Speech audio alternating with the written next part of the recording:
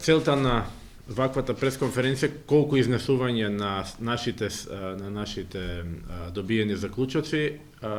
е исто и да го осврнеме вниманието кон јавноста, особено и кон судовите, да нема веќе изрекување на притвори на начинот и на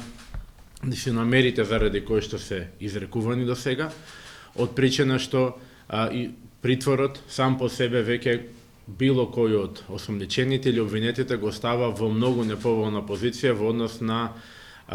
обвинителството, заради тоа што кога ќе се најдете во притвор, едноставно и немате простор да ја подготвувате вашата одбрана. До Европскиот суд за човекови права во Страсбург имам поднесено 3 жалби кои се однесуваат на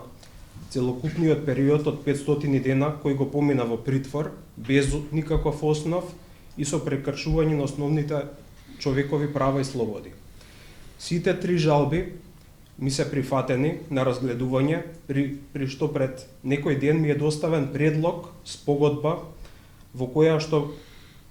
би добил одреден надоместок за претрпената неправда.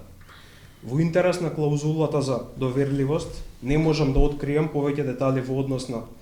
тоа што ми се нуди, но сепак јавноста треба да знае дека мојата цел не е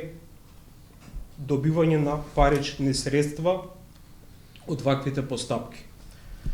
Целта е да се донесе пресуда од страна на Европскиот суд за човекови права, која ќе служи за пракса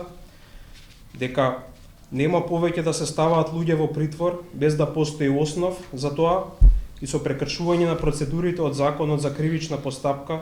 и Европската конвенција за човекови права.